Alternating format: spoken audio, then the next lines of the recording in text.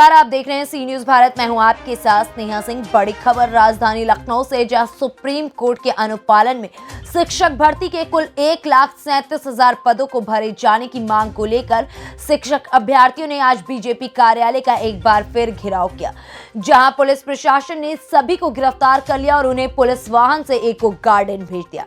बता दें कि सुप्रीम कोर्ट के आदेश अनुसार उत्तर प्रदेश सरकार को 1,37,000 सहायक बेसिक शिक्षक पद को 2 क्रमांकगत भर्तियों में पूरा करना था, जिसके अनुपालन में राज्य सरकार ने भर्तियां 78,500 और 69,000 शिक्षक भर्ती निकाले, लेकिन दुर्भाग्य से 78,500 शिक्षक भर्ती में योग्य उम्मीदवार न मिलने की वजह से 22,417 पद अभी भी शेष हैं, जिन पर भर्ती होनी है। मुख्यमंत्री द्वारा गुणवत्तापूर्ण शिक्षा मासूम बच्चों को सुनिश्चित हो, इसके लिए विद्यालयों में गुणवत्तापूर्ण शिक्षक ही नियुक्त हो, इसके लिए मानक तय किए गए, जिसके क्रम में 69,000 शिक्षक भर्ती में कई विद्यार्थियों का सफल चयन हुआ और सभी योग्य हैं जो मानक पूरा करते हैं, क्योंकि 1,37,000 पद दोनों भर्तियों में पूरे किए जाने, तब भी 69,000 भर्ती प्रक्रिया के बाद अभी भी 22,417 सीट रिक्त पड़ी है, जिसे भरने के लिए अभ्यर्थियों द्वारा 184 दिनों से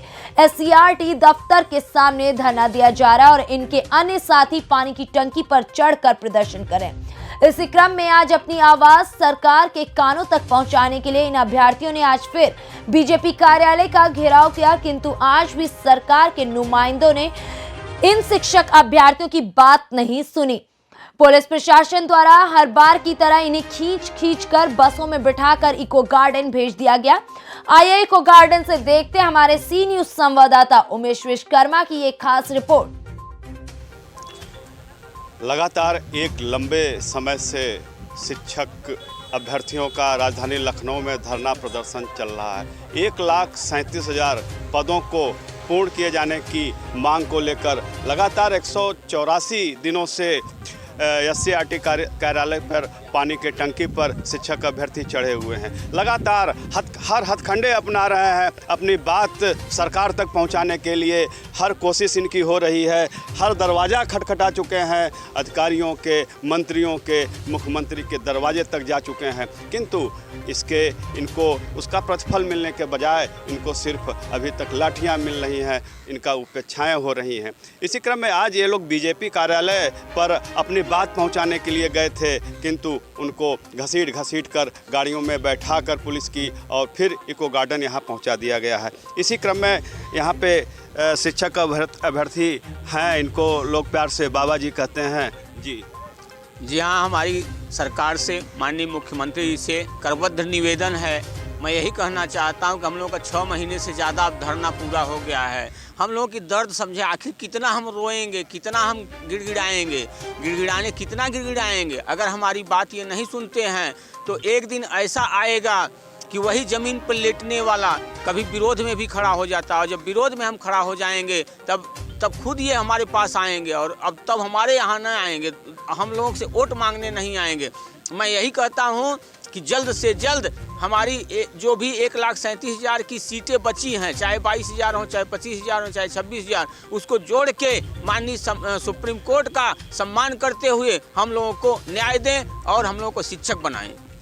एक लंबे समय से आप लोग अपनी आवाज़ उठा रहे हैं, क्या वजह है कि सरकार के कानों पे जू नहीं रेंग रहा है? जी हाँ, सरकार के कानों पे जू अब रेंग रहा है या वो लोग टाल मटोल कर रहे हैं। कुछ तो अधिकारियों की गलती है, हम लोगों की बात वहाँ तक मुख्यमंत्री तक पहुँचा ही नहीं पा रहे हैं, और पहुँचा रहे हैं तो कौन सा ऐसा पेच है? कोई ऐसा तो नहीं। हम लोग का तो सुप्रीम कोर्ट का आर्डर था पिछले 2017-2018 में ही, एक बार जब शिक्षा मित्र हटाए गए थे 1,37,000, तभी सुप्रीम कोर्ट ने कहा था कि इसको 2 क्रमांकन भर्तियों में 1,37,000 पूरा करिए। तो ऐसा तो कोई पेच नहीं है जो कि इनका टाल मटोल हो रहा है।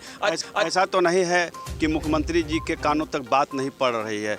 आप लोग टंकी पे चढ़े हुए हैं। शिखा बहन एक शिक्षक अभ्यर्थी हैं, वो टंकी पे लगातार चढ़ी हुई हैं। इसके अलावा और भी अभ्यर्थी चढ़े हुए हैं। इतना बवाल हुआ, पुलिस प्रशासन द्वारा उतारने का प्रयास किया गया, आप लोग मरने मारने पर उतारू हो गए, तो कैसे हम मान लें कि यह बात मुख्यमंत्री के कानों तक नहीं पहुंची?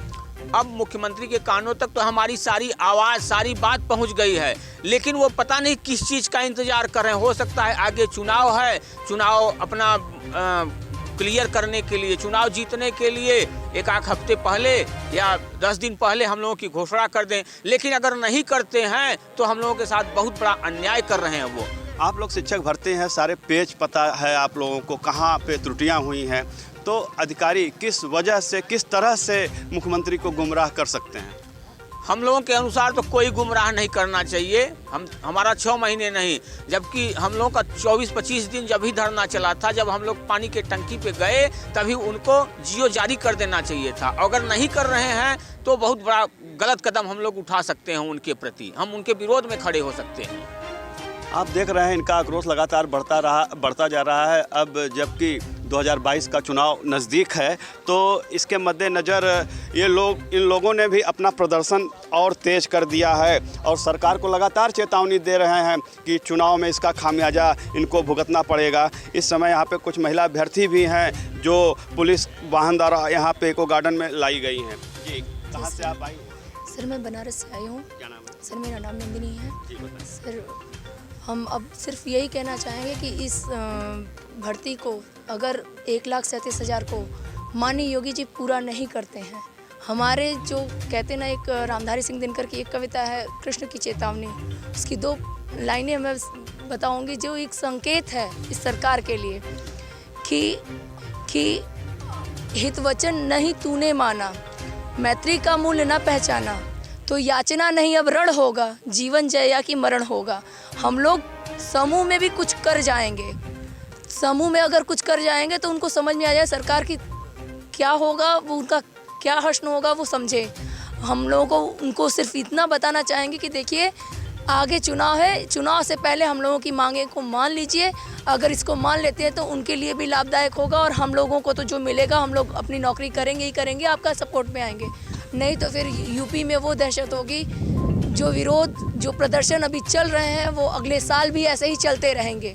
चुनाव तो ख़त्म हो जाएंगे लेकिन ये चीज़ें हमेशा अनवरत फिर बनी रहेंगी। हम लोग कहीं पे भी रहेंगे, अगर हम लोग संतुष्ट नहीं हुए तो हम लोग भी सरकार को संतुष्ट नहीं रहने देंगे। चाहे जैसे जो भी करते बनेगा हम लोग करते रहेंगे, भले मर जाएंगे, क्योंकि अब हमारे पास कोई वो ही नहीं बचता, रास्ता ही नहीं बचता कि हम लोग चाहे कहाँ। इतने 6 महीने से अगर कोई हम लोग जाते हैं, हम लोग कदम पीछे हटाते हैं तो हम लोगों को उतना ही फिर चलना पड़ेगा। हम लोग पीछे नहीं हट सकते और शिक्षक समाज है, जब आगे वो बढ़ जाता है तो उसको पथ आगे ही हमेशा रास्ता बनाना है। अगर हम पीछे हटते तो हम अपने बच्चों को क्या सिखाएंगे? हम लोगों को हटना नहीं है, हम नहीं हटेंगे जब तक अपना हक नहीं लेंगे, हम लोग नहीं हटेंगे।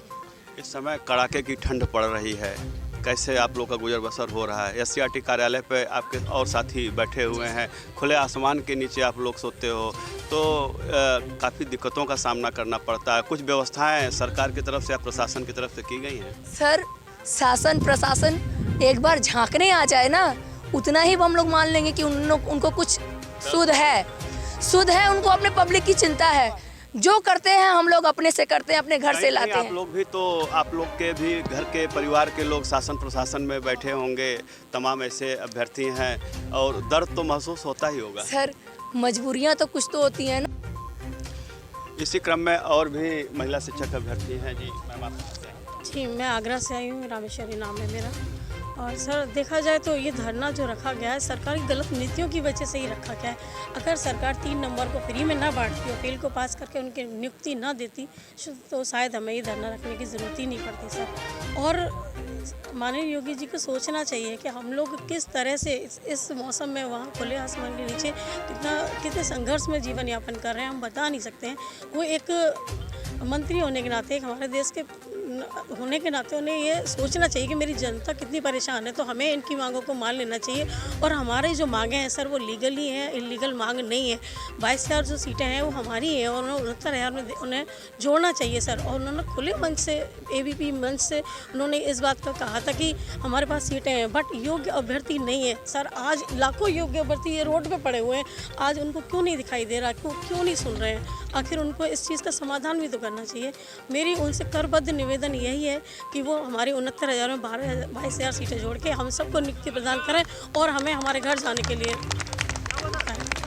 आप देख सकते हैं कि इन महिला शिक्षक अभ्यर्थियों की आवाज़ में कितना दर्द है, कितनी पीड़ा है। शायद ये पीड़ा मुख्यमंत्री जी के कानों तक नहीं पहुंच रही है।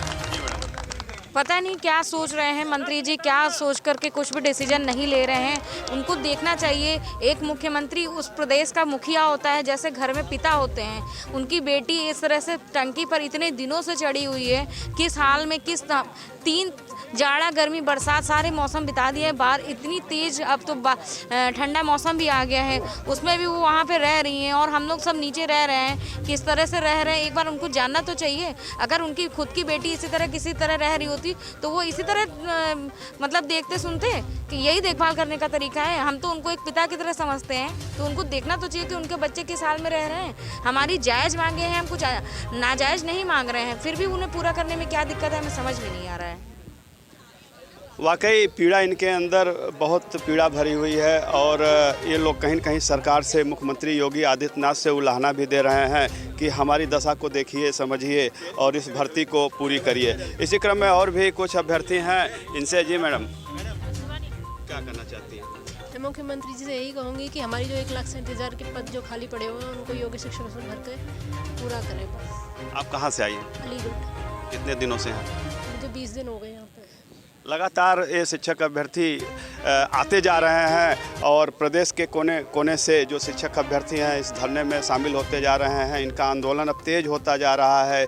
लगातार एक लंबा समय, 6 महीने का एक समय होता है और धूप, जाड़ा, गर्मी सब कुछ ये लोग झेल चुके हैं। इस समय कड़ाके की ठंड पड़ रही है, इस ठंड की मार भी ये लोग झेल रहे हैं और लगातार अपनी आवाज़ बुलंद कर रहे हैं कि इनकी आवाज़ मुख्यमंत्री के कानों तक पहुँचे और जो 22,000 रिक्त पद पड़े हुए हैं उसको भरते हुए 1,37,000 पदों की पूर्ति की जाए, तब जाके इनका प्रदर्शन समाप्त होगा। हालांकि अब 2022 का चुनाव जैसे जैसे नज़दीक आ रहा है, इनका आक्रोश बढ़ता जा रहा है और ये अपना आंदोलन तेज करते जा रहे हैं। इनको उम्मीद है कि चुनाव के पहले हो सकता है सरकार की निद्रा भंग हो और इस भर्ती की जो त्रुटियां हुई हैं इस भर्ती में उस प्रक्रिया पूरी करते हुए इनका सम्मान इनको वापस दिया जाए। सी न्यूज़ से उमेश विश्वकर्मा। बता दें कि जिस तरीके से 69,000 भर्ती प्रक्रिया के बाद अभी भी 22,417 सीटें रिक्त पड़ी हुई हैं और लगातार पिछले 184 दिनों से अभ्यर्थियों द्वारा लगातार प्रदर्शन किया जा रहा है, उसके बाद भी अभी तक इनका ये प्रदर्शन किसी निर्णायक मोड़ पर नहीं पहुंचा है। अब देखने वाली बात होगी कि आखिरकार कब तक शासन और प्रशासन इनकी मांगों को नहीं सुनेगा और कब तक इनका धरना प्रदर्शन ऐसे ही जारी रहेगा। फिलहाल इस खबर में बस इतना ही। देश विदेश की ऐसी तमाम खबरों को देखने के लिए बने रहें सी न्यूज़ भारत के साथ।